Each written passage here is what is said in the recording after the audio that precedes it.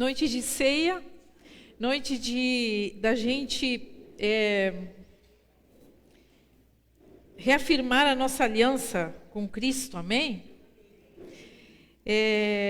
Noite onde nós lembramos que a nossa vida tem sentido. E se algum de nós ainda não entendeu isso, que nessa noite os nossos olhos possam ser abertos, porque às vezes nós esquecemos do que o Senhor já fez por nós. Nós somos muito rápidos em esquecer as tremendas coisas que o Senhor já fez por nós. Quando estávamos no pior vale, nas piores crises, quantos conseguem se lembrar a mão estendida do Senhor, nos consolando? Oh, glória a Deus! Porque é nesses momentos em que Deus se manifesta na nossa vida. Nós não queremos passar pelas crises. A gente, como ser humano, não quer sofrer. Nós não queremos sentir a dor. Nós não queremos passar por dificuldades. Nós gostaríamos que a nossa vida fosse completamente livre de qualquer problema. Essa é a nossa... dentro de nós essa pulsão pela vida e para sermos felizes. Mas se não fossem esses momentos em que nós caímos nas piores crises e nós passamos pelos piores vales, nós jamais experimentaríamos a felicidade e a alegria, porque não saberíamos o que seria. E o Senhor permite coisas em nós, permite coisas na nossa vida, justamente para que a gente venha se fortalecer nesses momentos difíceis e conhecer esse Deus que nós dizemos que queremos em nós. Talvez quando tudo vai bem, a gente não consegue enxergar muito Deus. A gente tem a tendência a se afastar do Senhor quando tudo está tranquilo. Nós temos a tendência a nos afastar de Deus quando o mar se acalma. Quando as ondas sossegam, quando o vento para, quando o nosso barco está andando em águas tranquilas, nós temos a tendência a dizer, está tudo bem, eu não preciso. E às vezes terminamos atraindo coisas a nós, justamente porque são essas crises que nos chegam a Deus. Então que a gente nunca venha se esquecer, que sempre quando a gente tiver a tentação de dizer eu não preciso mais, nós venhamos a nos lembrar e dizer a nós mesmos, eu sou uma pessoa que estou sempre, todas as vezes que eu tenho a tendência a reclamar de alguma coisa, o frio, ai que frio, ai esse frio, não aguento mais, quantos dias de chuva, a gente tem a gente é assim, né? A gente, quando está calor a gente reclama, quando está frio a gente reclama. Então, cada vez que eu tenho tendência, porque eu sou uma pessoa que eu gosto do frio, mas quando é frio com chuva, a me coloca até de mau humor. Então, eu começo a ver aquela chuva e a roupa não seca. A gente que é dona de casa sabe bem, né? A gente não sabe mais o que fazer com as roupas. A gente tem criança ou adolescentes em casa, pior ainda. E aquele fedor que a gente não sabe mais o que fazer e a gente precisa abrir a casa para arejar e não tem como. Nossa cidade ainda é uma bênção. É uma bênção, mas é úmida, né? Então, toda vez que eu tenho vontade de começar a bater boca, dizer, mas esse tempo não sossega essa chuva, não sei o que, não se pode fazer mais nada, estou cansada, não me lembro como é que é o sol. Outro dia, quando o sol saiu, eu disse, oh, sol! Quase cantei aquela música do... Vê se não me esquece. Porque é quase assim, a gente esquece do sol nesses dias. Então, quando vem essa vontade de bater boca, eu digo, Senhor amado, obrigada por tudo o que eu tenho. Obrigado pela minha casinha, pelo meu chuveirinho quente. Obrigado, Senhor, pelas coisas que Tu desses à minha família. Obrigado, Senhor, por todas as coisas que Tu me dás. Porque em todas elas, Tu fosse muito bom comigo. Eu não merecia. Então termina o bate-boca. Louvamos a Deus em todo o tempo. E a nossa palavra hoje, eu coloquei o título Cidade Maravilhosa, porque eu quero continuar um pouco daquilo que a proposta do pastor, nós tivemos domingo passado, nós falamos, o pastor trouxe, quem lembra da palavra domingo passado, eu vou fazer o que nós fazemos na quinta-feira. Quantos lembram da palavra domingo passado? Opa! O pastor começou uma série de pregações sobre o reino, lembra? Que o reino, o que o pastor falou? Nem eu estou me lembrando, vocês podem falar. Eu me lembro sim. Que o reino era uma semente e que o reino era fermento. Lembram? Então, seguindo o que o pastor vem falando sobre o reino de Deus e que nós fomos chamados para ser habitantes desse reino. Eu queria seguir falando sobre essa cidade maravilhosa que é o reino. Porque quando nós pensamos em cidade maravilhosa, qual é a primeira coisa que vem na nossa mente? Rio de Janeiro. Cidade maravilhosa.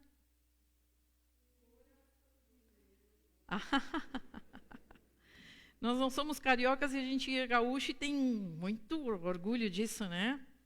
Mas quando se pensa em Brasil, para quem já morou, para quem não é daqui, que é o meu caso, quando nós pensamos e moramos fora do Brasil, quando se fala de Brasil, a primeira coisa que vem à cabeça do estrangeiro é Rio de Janeiro, porque é como se tudo, se a coisa fosse tudo igual. Para quem não conhece o Brasil, pensa que a coisa é tudo igual. Depois que tu começa a morar aqui, tu percebe que o Brasil, cada estado é um país. E cada estado tem sua cultura. Mas quando pensamos em cidade maravilhosa, vem Rio de Janeiro. Não tem como. E diz a história que a cidade do Rio de Janeiro ganhou esse título de cidade maravilhosa por causa de um registro de um jornal em 1904, início do século passado, durante o Carnaval. E diz que, posteriormente, muitos jornalistas e escritores gostaram desse rótulo, né, sobre o Rio de Janeiro, e terminaram, os poetas também, cantores, compositores, seguiram usando o termo para referir-se ao Rio de Janeiro. Mas preste atenção no que eu disse. Diz que esse nome surgiu durante o quê? Um carnaval. Durante o carnaval. Porque é outra coisa que marca o Rio de Janeiro, é o carnaval. Pensamos que o Rio de Janeiro se resume só ao carnaval. As praias, a alegria, né? Então, carnaval, Rio de Janeiro é sinônimo de alegria, de belezas naturais, de Cristo Redentor, de praias maravilhosas, de natureza exuberante. O carioca também, que parece ser muito...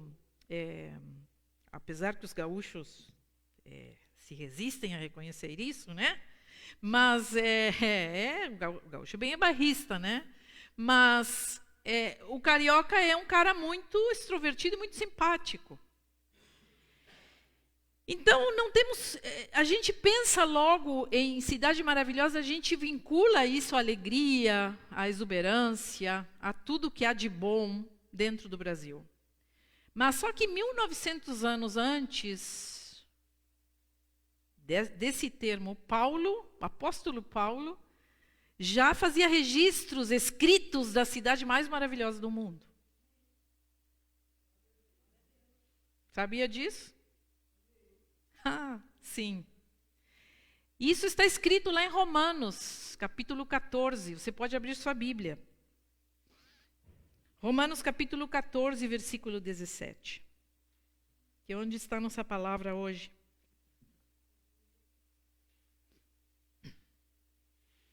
Romanos, capítulo 14.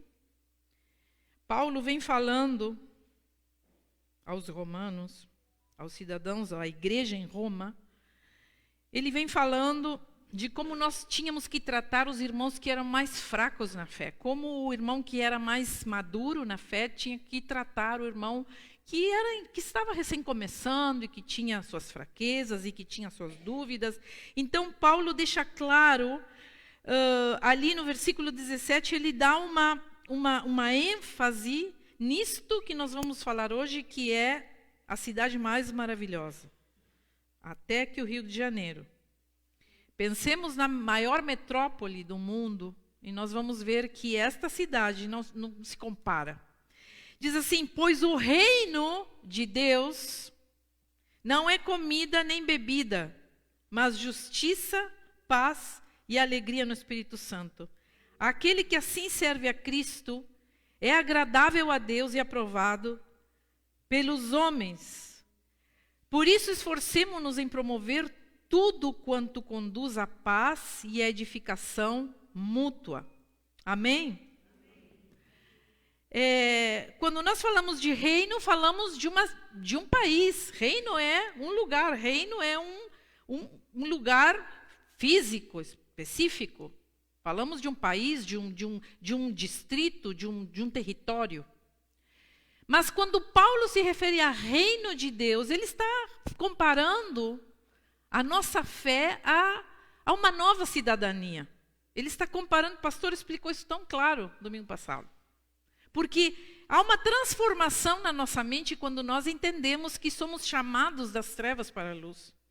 Há uma nova consciência quando nós descemos as águas, decidimos nos batizar, descemos as águas, nos batizamos e saímos daquele lugar com uma nova perspectiva de vida. Nós dizemos, bom, daqui para frente é um marco onde a minha vida começa a ser transformada e eu permito que essa transformação aconteça. Então, quando penso que Paulo descreveu ali que o reino não era comida nem bebida, ou seja, não é aquilo que nós fazemos, não é aquilo que nós comemos, não é aquilo que nós bebemos num jeito figurativo também, porque ele estava falando de que às vezes os irmãos mais novos se escandalizavam com, por exemplo, com irmãos que bebiam, que comiam coisas consagradas, e ele diz: tenham cuidado para não ser pedra de tropeço. Tenham cuidado com o irmão mais novo, porque o reino não é nada disso. Se a gente tiver que se privar de alguma coisa, se a gente tiver que sacrificar algo em prol de que as pessoas sejam conduzidas a Cristo, nós precisamos fazer isso. Então, ele diz, mudem a sua cabeça.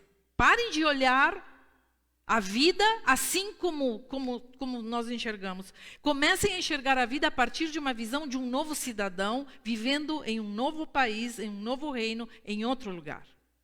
Vocês já não pertencem a esse mundo, vocês pertencem a outro lugar. Então, quando eu penso que Paulo poderia descrever o reino, talvez eu pensaria que a cidade mais maravilhosa do existente, talvez deveria ser marcada pelo amor. Amor. A cidade mais maravilhosa tem amor, mas não, Paulo diz assim, o reino de Deus é o quê? O que diz ali? Justiça, que mais? Paz, que mais? Alegria no Espírito Santo. Ele diz que essa é a marca dessa cidade. E talvez porque ele quis ser prático ao falar do amor. Ele não disse, o reino de Deus é amor. Mas porque ele quis ser muito prático quando quis falar do reino de Deus verdadeiramente. Ele quis dizer que amor é uma palavra muito abrangente. E que amor é uma palavra multiforme, que pode ser interpretada de diversas maneiras. Cada um recebe amor de um jeito próprio. E cada um consegue demonstrar seu amor de um jeito particular. Porque nós vemos assim, por exemplo, o pai que ama, o que diz? O que a frase diz? O pai que ama, corrige, certo? Mas às vezes o filho não se sente amado na correção. Pelo contrário, ele se sente odiado pelo pai. Mas o pai que ama, corrige. Então, amor também é correção. Amor também é um tratamento mais duro. Ao contrário do que nós pensamos. E isso faz bem para os nossos filhos. Amém? Então, também nós podemos entender que tem outra frase que nós ouvimos muito que diz, quem ama, confia, certo? Quem ama, confia no seu cônjuge, nos seus amigos, porque eu amo, eu confio na pessoa que está do meu lado. Mas, no entanto, a gente pensa assim, e nós, principalmente mulheres, nós dizemos assim, se meu esposo, meu parceiro tem ciúmes de mim, é porque ele me ama. Já não ouviram isso? Ah, não, mas se ele sente ciúme é porque ele te ama. Nada mais longe do amor. Porque quem ama, confia. Às vezes ouvimos também, quem ama não bate, certo? Claro, quem ama não bate. Mas às vezes nós ouvimos entre linhas, nós conseguimos ouvir mulheres que sofrem abuso, que sofrem violência doméstica, dizer, prefiro que ele me bata a ficar sozinha. Porque isso é muito forte.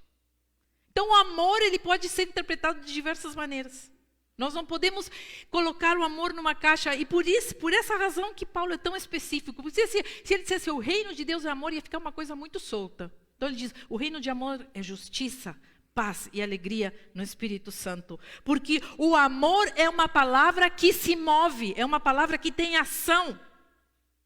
E que tem um movimento constante. Do contrário, ele não se sustenta. Quando o amor não tem ação, ele não se sustenta, ele não se basta. E Paulo deixa esse conceito claramente em movimento. Justiça, alegria, paz. São ações. São coisas específicas. Porque nós muitas vezes dizemos que amamos a Deus, mas a nossa justiça é injusta. Principalmente com os que convivemos, com as pessoas que convivemos, somos injustos. Muitas vezes com aqueles que convivemos e dizemos que amamos a nossa família, nós mentimos, nós ferimos com palavras duras, nós nos vingamos.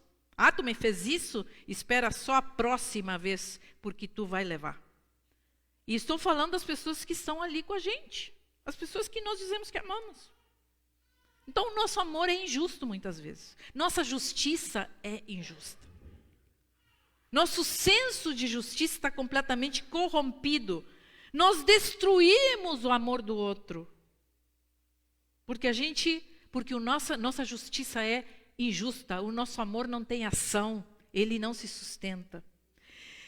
Dizemos que amamos a Deus, mas a nossa paz, essa paz que Paulo fala, que o reino de Deus é paz. Dizemos que amamos a Deus, mas a nossa paz é ansiosa e muitas vezes violenta. E aí vemos quantas pessoas em ansiedade? 100% ansiosos. Tudo é ansiedade. Tudo eu preciso fazer alguma coisa para aplacar minha ansiedade. Eu vivo em modo ansioso. Desde que me levanto até que me deito. Meu amor é ansioso. Eu quero as coisas para ontem.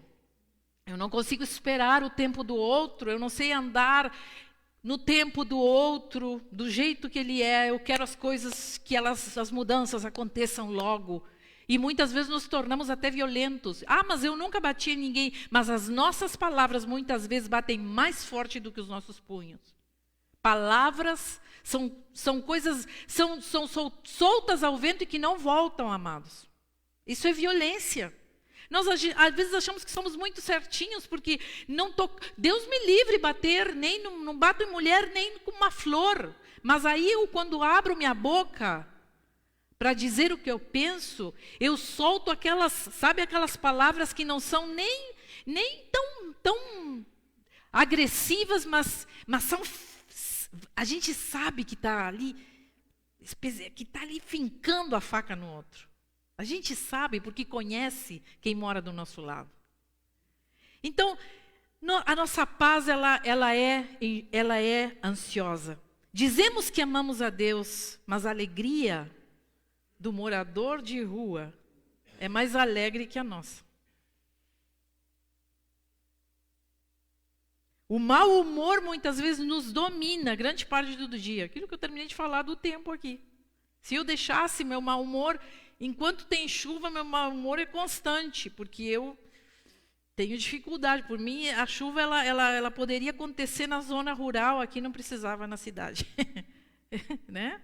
Porque eu realmente tenho dificuldade. Mas, queridos, que triste é ver um cristão que se diz cristão. Outro dia eu estava no supermercado e eu estava com o meu carrinho e aquele monte de gente. E então eu, sem querer, aliás, eu estava com o meu carrinho assim, do meu lado, escolhendo a fruta ali, e uma senhora vinha de costas, e eu pela sua aparência, eu percebi que ela era uma mulher cristã. Cristã, pela sua aparência. Vocês sabem do que eu estou falando, né? Então, ela veio caminhando de costas e ele enganchou o calcanhar dela. Ela literalmente enganchou o calcanhar dela no meu carrinho. Porque eu vi ela vindo e eu fiquei tentando ir para trás, mas ela veio, enganchou. E quando ela enganchou, eu puxei o carrinho e disse, desculpe, senhora. Porque, claro, o que me cabia na hora é dizer, ela pensou que fui eu que soquei o carrinho no calcanhar dela. E eu, desculpe, senhora. Ela me olhou com uma cara. E não sei o que ela me disse, porque eu não consegui entender no burburinho de tanta gente. E eu logo pensei assim, gente, são os cristãos. São os que se dizem cristãos. Então nós vemos, às vezes somos os mais mal-humorados, os mais difíceis de arrancar um sorriso. São os mais difíceis de tirar palavras positivas, palavras de amor, de palavras afáveis, palavras delicadas. Às vezes, os cristãos são aqueles que estão mais comprometidos com a violência, com as palavras duras, com vou falar, doa quem doer, e nós vamos levando as coisas por diante. Mas só que Paulo nos diz, vocês querem que o reino de Deus seja amor? Pois então ele é justiça, paz e alegria no Espírito Santo. Mas qual é o caminho da paz nessa cidade maravilhosa? O caminho da nossa paz é uma paz que me tira da luta, amados. Nós não podemos falar de paz sem falar de luta. Nós vivemos a vida lutando. Como podemos dizer que temos paz se vivemos lutando? A nossa vida se tornou uma luta constante. Nós vivemos lutando com as nossas carências, nós vivemos lutando com as nossas necessidades, nós vivemos lutando com as pessoas que estão na nossa volta. Nós vivemos lutando com a vida como um jeito de sobreviver. Então, cuidado, porque, e eu tenho tirado essa palavra da minha boca, né? Porque guerreiros precisam do quê? Que os guerreiros precisam? De quê? De guerra. Guerreiros precisam de guerra. Então, a nossa cultura, amados, enaltece as pessoas que são guerreiras, sabe? Enaltece o guerreiro, mas não enaltece o pacificador. Eu tenho transformado minha mente, porque a gente se sente até meio como eu diria, a gente se sente elogiada quando alguém nos diz assim, essa mulher é guerreira. Não é? Mulheres, vocês não se sentem elogiadas? Sou uma guerreira de Cristo, porque eu sou uma batalhadora, porque a minha vida, eu saí disso, eu fui para aquilo, e eu nasci assim, mas agora sou assim. E nós nos acostumamos a guerrear e a fazer, e viver esse modo, eu sou uma guerreira, eu sou um guerreiro. Guerreiros precisam de guerra, gente. Cuidado quando nós dizemos, eu sou um guerreiro. Eu tenho dito ultimamente, Senhor, eu não quero mais ser uma guerreira. Estou cansada. Eu quero paz para a minha vida. Eu quero ser uma pacificadora. Chega de viver a minha vida guerreando. Chega de viver a minha vida com tudo difícil. Porque quando eu digo eu sou uma guerreira, eu estou dizendo que a minha vida é muito difícil, eu estou determinando isso para mim, e isso me custa a guerra, isso me custa uma luta constante para vencer todas as propostas que a vida me traz. Quando eu decidi, Senhor, chega, eu não quero ser guerreiro, eu quero ser uma pacificadora, eu quero ser cidadã do reino. O reino de Deus é paz. Agora, alguns podem pensar assim, né? Parar de lutar é se resignar com a situação. Mas quando eu me torno cidadão do reino, eu decido parar de lutar, porque todas as coisas cooperam para o bem daqueles que amam a Deus. E, portanto, entendo que uma situação adversa e as dificuldades da vida vêm para me fortalecer. E me fazer mais forte e mais resiliente em vez de me destruir. Elas não vêm para me destruir. Pensa no que tu estás passando agora, nesse momento. E talvez tu tenhas chegado a esse lugar nesse modo luta. Eu estou lutando com uma situação difícil na minha vida, na minha jornada. Pensa, eu não sei quantos chegaram hoje assim, num modo luta, num modo eu preciso vencer isto, eu preciso sair adiante com isso aqui. Eu quero te dizer nessa noite, coloca paz nesse coração. Deixa o Deus de toda a paz encher o teu coração de paz. Sabe por quê? Porque esta situação vem para um crescimento. Esta situação vem para que tu consigas sair adiante em paz, fortalecida, uma nova mulher, um novo homem. Como é difícil a gente dar glória a Deus com isso, né? Porque nós não queremos. Nós temos nós queremos que as coisas aconteçam para ontem. Mas quando nós dizemos, pastora, mas se eu parar de lutar, eu vou me acomodar. Só que assim, gente, a resignação te imobiliza e até te adoece. Quando a gente se resigna, não estou falando aqui para a gente ficar resignado, porque é um modo que nos adoece, ficar resignado com uma situação. Mas parar de lutar nos liberta.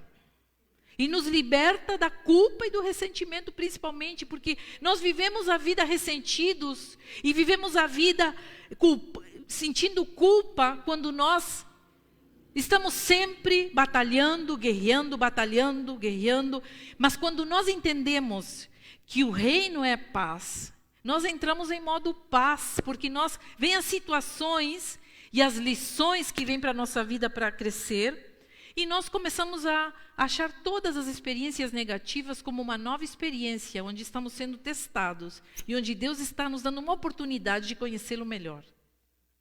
E de cair nos seus braços, como cantamos no início.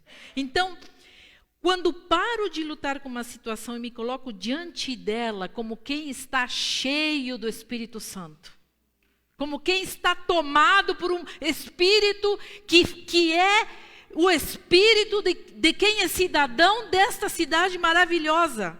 Então, enxergo que tudo, exatamente tudo, vem para me fazer mais forte, e então eu tenho paz. Tá difícil agora. Tá muito difícil. Eu quero te dizer, tenha paz. Aquieta o teu coração. Tem momentos em que nós não temos nada para fazer. Não há nada a ser feito. Nós precisamos esperar o que Deus vai fazer. Porque foge do nosso controle, queridos. Porque simplesmente não há o que fazermos com essa situação. Mas então quando começamos a orar e pedir ao Senhor, Senhor, coloca paz no meu coração, eu não quero viver nessa ansiedade. Quando nós começamos a fazer essa oração, te prepara para o que Deus vai fazer. Porque essa paz de quem é cidadão dessa cidade maravilhosa começa a tomar conta do teu coração. E inexplicavelmente nós vamos nos aquietando e confiando nesse Deus maravilhoso. Alguns meses, acho que mais de um mês, alguns meses alguns, acho que 2, é que a gente não viveu a pandemia, né? Eu não conto a pandemia. Mas no início da pandemia, nós estamos já há 2 anos, né? Do início da pandemia. 2 anos atrás, quando nós entramos na pandemia, eu vivia assim em casa. Eu nunca fui obcecada com essa questão do vírus. Ai, cuidado, o vírus está ali, está ali. Eu disse assim, calma, né? Vamos nos aquietar, nossas vidas estão nas mãos de Deus. E Deus tem contado os nossos dias. Todo mundo vem nesse mundo com prazo de validade. Amém? Deus sabe a nossa hora. Então temos que ter tranquilidade. E isso eu vivia dizendo em casa. Gente, nada de ficar loqueando, eu dizia. Vamos tranquilizar. Cada vez que vinha aquela coisa, eu dizia para os guris, calma, né? Calma, Deus está no controle. Mas o que sim, eu vivia dizendo, isso sim, vamos se cuidar. Vamos se cuidar. Vamos à máscara, vamos se cuidar com não sair na rua, é para não sair. Disseram que era para não sair, nós não vamos sair, é loquear. Não vamos fazer reunião. Não vamos fazer tudo o que nos mandarem. Então eu vivia sempre assim, cuidado, te cuida. Olha, vai lá, entra, toma banho, tira a roupa, lava as mãos. Vamos ter esse cuidado. Eu comecei a entrar nesse modo. Inclusive eu comecei a dizer assim para os guris, não peguem frio. Porque Deus nos livre de ter que precisar de um médico agora. E os hospitais, né, aquele panorama no início de pandemia que não deixava entrar ninguém, digo, Deus o livre nessa altura, passar por qualquer situação assim. E em plena pandemia, em 2021, em plena pandemia, lá por maio, acho que foi nos primeiros meses, o nosso filho caçula teve um problema e nós tivemos que correr para a UPA com ele. E eu me vi lá dentro da UPA, em plena pandemia, e que era tudo que o último lugar que eu queria estar lá dentro daquela UPA, e não era por Covid, e não era por nada. Mas eu precisei ir. Eu, quando sentada ali, eu dizia assim, eu não acredito que eu estou aqui sentada neste lugar. E eu comecei a orar, Senhor, me ajuda. Porque os pensamentos começaram a vir, aquela muvuca e entra e sai.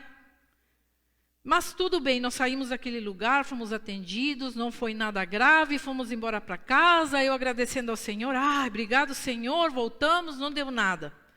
Mas passou um ano e o mesmo problema, de novo, atacou o nosso filho, e desta vez a coisa se fez muito mais urgente. Nós tivemos que ir para o hospital, correndo, buscar o médico já marcou a cirurgia, e quando o médico disse, tem que fazer a cirurgia, eu disse, não é possível. Nós estávamos em 2022, plena bandeira preta. Isso foi em maio, junho? Junho? Foi ano passado? Sim. Não, eu não me lembro exatamente o mês. Maio foi, né? Exato. Mas nós estávamos aí, acho que em plena bandeira preta. E eu disse assim, eu não acredito que nós vamos ter que entrar para o hospital. Não pode ser. Era tudo que eu não queria. Mas então, eu disse, Senhor, eu não tenho aqui o que fazer. Me entreguei, disse, bom, vamos lá, seja o que Deus quiser, vamos comprar uma máscara forte e vamos para o hospital. Só que... Pensa assim, um hospital com, 4, 5, 6 andares. E tu diz assim, tá, mas nós vamos de repente ficar numa ala bem longe de toda essa muvuca do Covid. Adivinha onde nós estávamos? Do lado da porta da entrada para o UTI Covid. Ali nós ficamos esperando o Tomás sair da cirurgia. Porta do UTI Covid aqui, sala de cirurgia do Tomás aqui na frente. Então, nós estávamos ali na sala de espera, gente. E aqueles pacientes com Covid começaram a passar na nossa frente. Cada vez que eles passavam, eles só trancavam com as correntes de plástico para as pessoas não passarem. Mas tu ficava uma corrente só na tua frente, né? Só uma correntinha de plástico e tu desse lado aqui, as pessoas com Covid, UTI, dizia ali UTI, Covid, tu olhava e as pessoas passando, então vinha aqueles enfermeiros fumegando tudo. E tu olhava aquilo, parecia um panorama de guerra, gente. Eu comecei a olhar e digo, não acredito que eu estou aqui. E só que no meio de tudo isso, eu comecei a olhar as pessoas passando, porque vinham em cadeira de roda e algumas em macas, e eu comecei a olhar para as pessoas que iam rumo à UTI. E eu comecei a olhar os olhos, eles vinham completamente assustados, apavorados, porque sabiam, sairei, eu pensava, eles devem ir pensando, voltarei para minha casa, sairei desse lugar horrível, sobreviverei a isso. E então eu comecei a chorar naquele momento e disse, Senhor, tu me trouxesse a este lugar, e se eu estou aqui, eu vou fazer a minha parte. Então, cada um que passava, eu estendia, me chamaram de louca, alguns deveriam dizer, essa mulher está louca.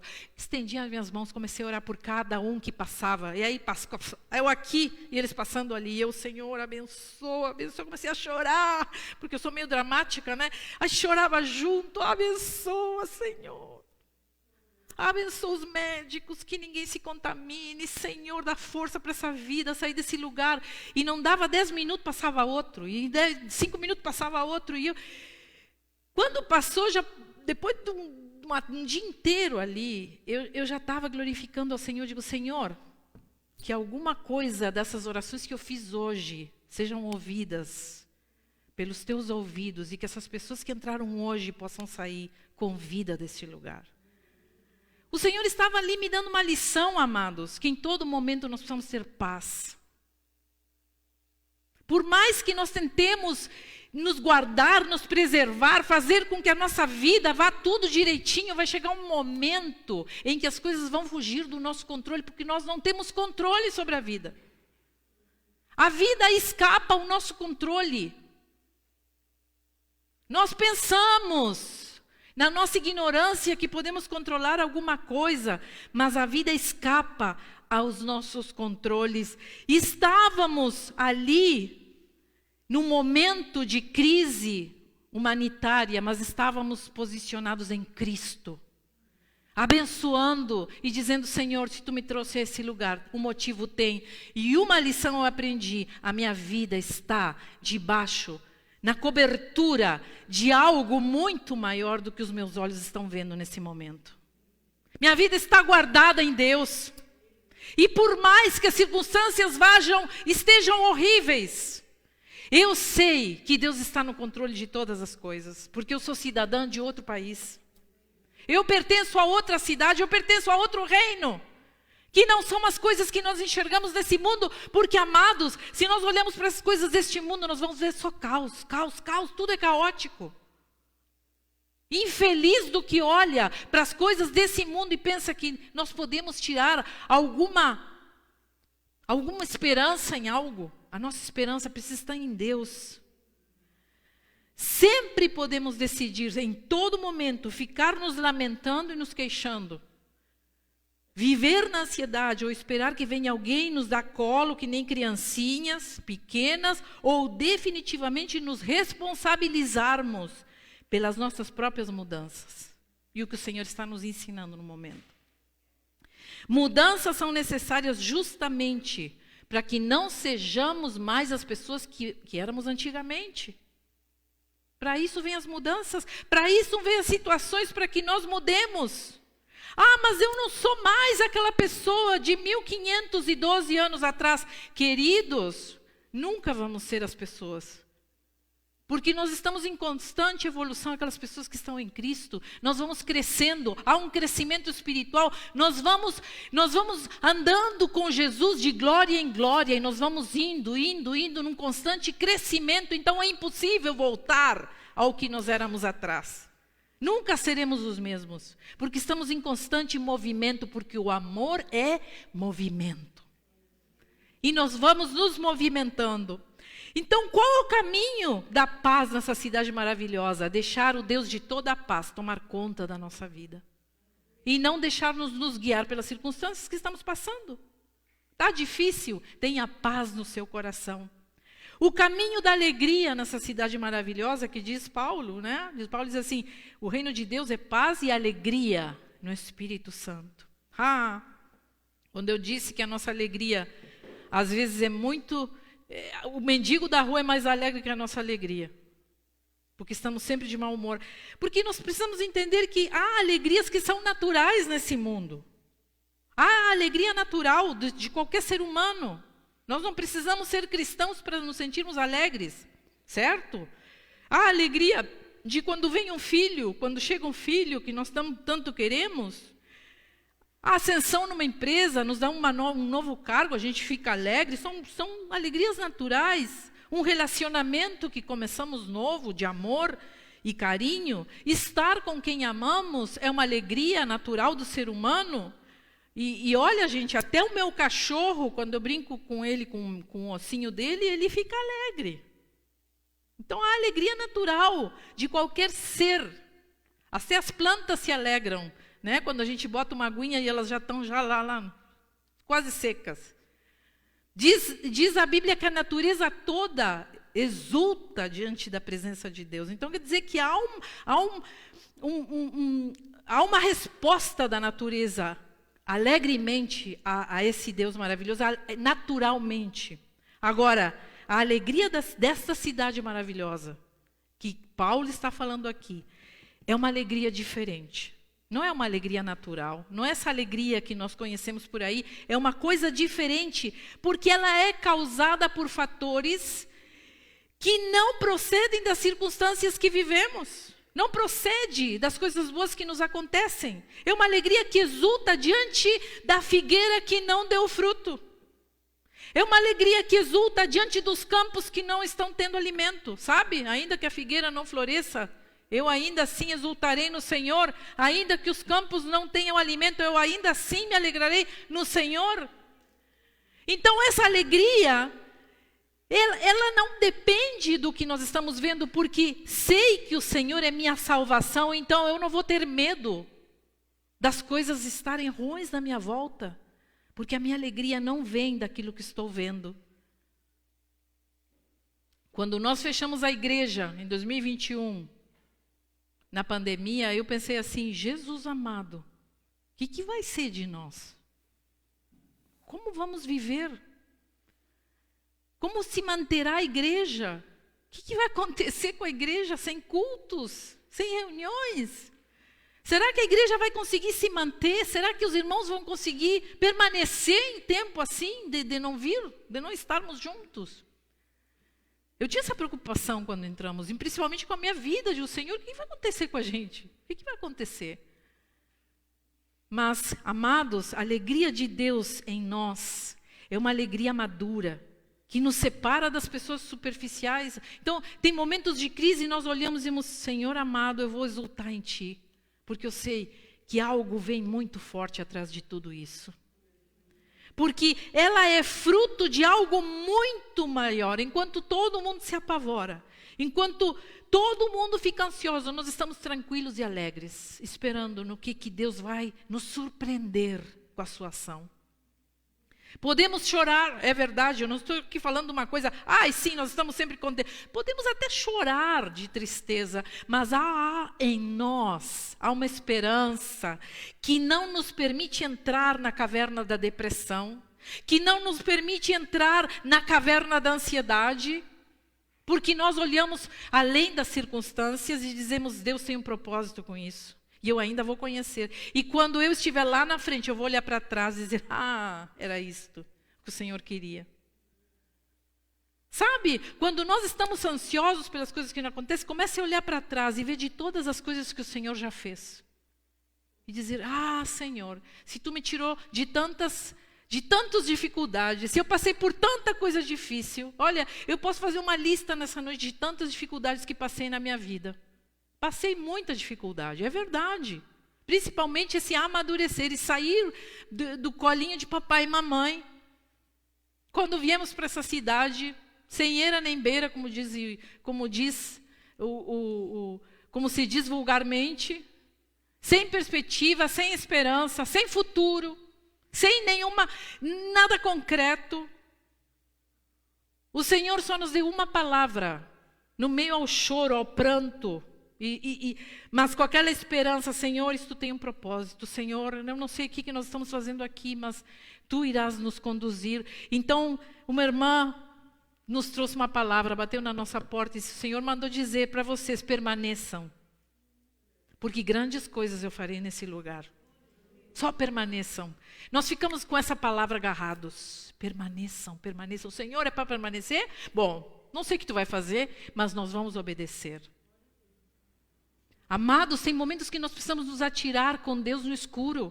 Nós não vemos, mas em nós tem uma alegria, tem algo muito maior do que a circunstância está nos mostrando. Sabe, quando Fabiano e eu decidimos casar, eu sempre conto isso, nós só tínhamos a vontade de casar. O que nós temos? Vamos casar, muito bem, o que nós temos para casar? A vontade. Que mais? À vontade. Mais nada? Não. Então a gente deu as mãos, nós estávamos no bosque, lá no seminário que nós estávamos estudando, a gente deu as mãos e a gente orou assim, Senhor, nós temos a vontade de casar. E nós vamos colocar uma data.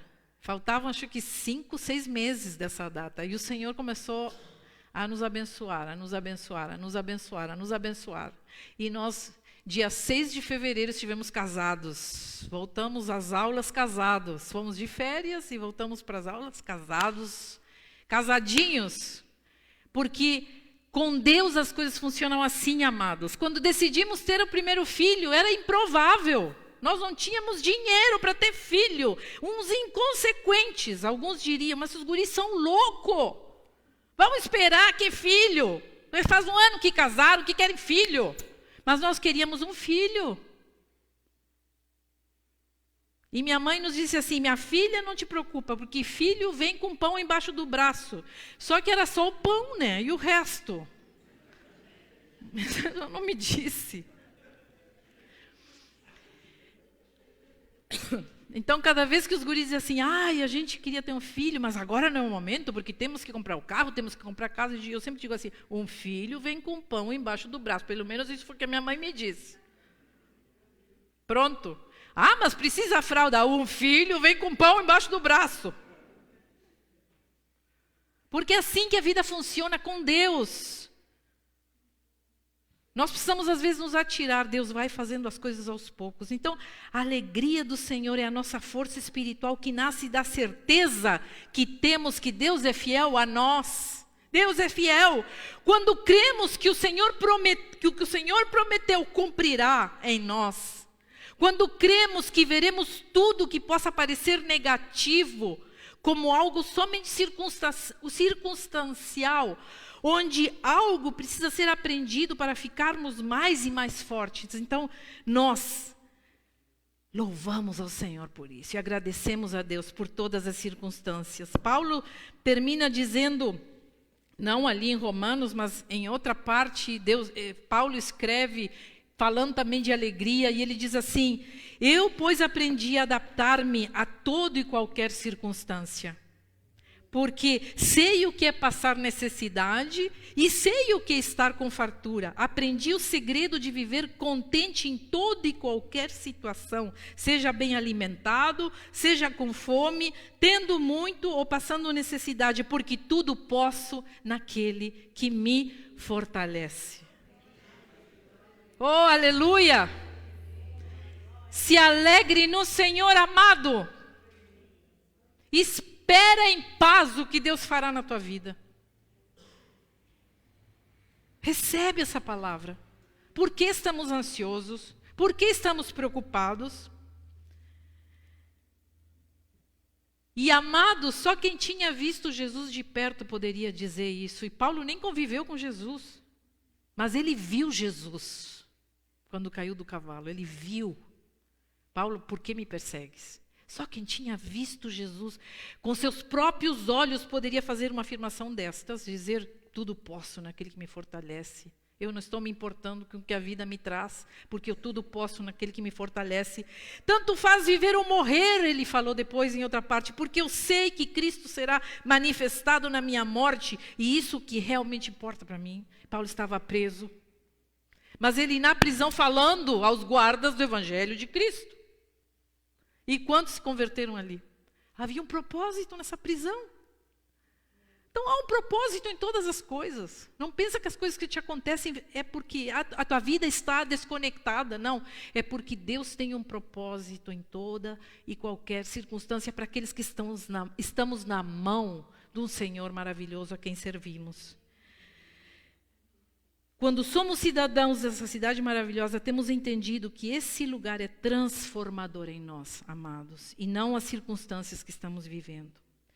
Nós temos, às vezes nos angustiamos com pessoas que conheceram a Cristo aqui um dia e hoje estão servindo a Satanás em outras coisas, de outras maneiras, com outras crenças, servindo aos demônios. E a gente diz, meu Deus, mas eles ouviram a palavra. Meu Deus, mas como? Sabe por quê? Eu vou lhe explicar por quê que muita gente vai embora e decide servir ao diabo. Porque não é possível para estas pessoas deixar suas vidas serem guiadas por Deus. Essa dependência, essa entrega nos torna vulneráveis. Nós ficamos vulneráveis. A gente não tem controle mais da nossa vida. Então, quando outra coisa aparece e nos diz, não, tu faz isso, tu faz aquilo, depois te benze e cruza o pé assim e costura a boca do sapo e bota não sei o que vai sair tudo bem. Sabe o que se chama isso? Isso se chama controle. Eu querer determinar como é que vai ser minha vida. Eu quero que minha vida seja assim, assim, assim e assim. E nos comportamos como crianças mimadas e batemos o pé, mas eu quero assim. E Deus diz, mas eu não quero assim. Isso não vai te fazer bem. Isso não é legal. Tu vai ver que lá no futuro isso vai te incomodar. E eu que sou teu Deus estou olhando para esse futuro. Mas a pessoa diz assim, não, mas eu quero que seja assim. Então vou lá costurar a boca do sapo, porque isso vai me trazer muito mais prosperidade. Porque eu tenho o controle da minha vida e eu determino como ela será. Eu determino onde meu pé vai pisar, eu determino o meu futuro, eu determino como minha vida vai ser. É controle, é prepotência, é arrogância. É o ser humano arrogante, tentando colocar a sua vida como se isso valesse alguma coisa num trono de plástico. O Senhor nos chama para sermos sacerdotes, amados. É reino. É um real sacerdócio. Somos cidadãos de primeira classe. Não vende tua primogenitura, não vende isso a qualquer preço. Porque o Senhor está te chamando para algo muito maior, que é o reino. É o que mais importa. E nós estamos correndo atrás de coisinhas. Quando há algo muito maravilhoso que Deus quer fazer na nossa vida, que é viver essa aventura na dependência de Cristo. Porque o que acontece lá fora é um produto de algo que está acontecendo aqui dentro de mim. Então, se está dando tudo errado, o que está aqui dentro errado? Aqui dentro tem muita coisa errada. O problema é que a gente acha que o que está acontecendo lá fora não tem nada a ver com a gente. Não, isso não tem nada a ver comigo.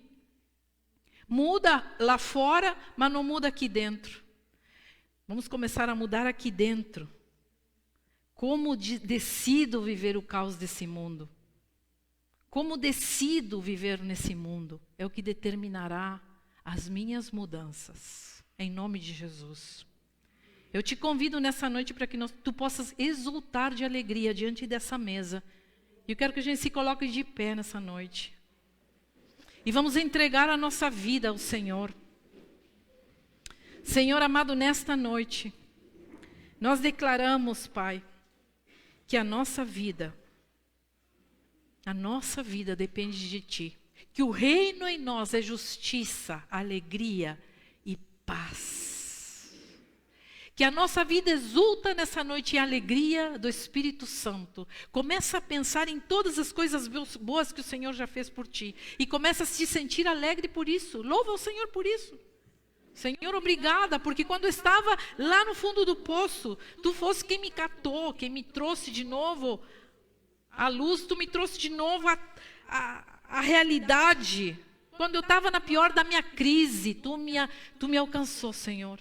Agradece ao Senhor por isso. Porque quando eu achei que eu era alguma coisa, a minha queda foi para que eu visse que eu não sou nada. E que tudo o que eu sou é em Ti, Senhor. Eu Te louvo por isso, Pai. Que nessa noite nós possamos exultar, Senhor, em alegria, diante do sacrifício que Tu fizesses por nós. E nós não venhamos a invalidar esse sacrifício, Senhor. Ó Pai Santo, nós abrimos os nossos braços, e eu quero que você, nessa noite, abra os seus braços, assim, num símbolo de que nós estamos abraçando a cruz. Eu abraço tudo que Jesus fez por mim. Eu abraço essa cruz. Eu abraço essa cidadania. Eu já não sou mais cidadão desse mundo. Porque hoje, quando fazemos a ceia, estamos dizendo, eu não sou cidadão desse mundo. Meu reino é outro, minha cidadania é outra, meu país é outro, meu lugar é outro, minha vivência é outra. Eu não estou com os olhos no que acontece nesse mundo. Porque o meu reino se chama justiça, paz e alegria no Espírito Santo de Deus. E eu estou abraçando isso, Senhor, nessa noite. Eu abraço tudo que Tu tens para mim, Senhor. Eu abraço com amor, com alegria, com o privilégio que tu me chamaste para te servir. Obrigada, Senhor. Agradece pela tua família. Agradece pelas coisas que o Senhor já fez. Agradece porque estás com saúde. Agradece ao Senhor porque tens o teu sustento, o teu trabalho. Agradece ao Senhor pela tua evolução espiritual, porque tu evoluiu, tu cresceu.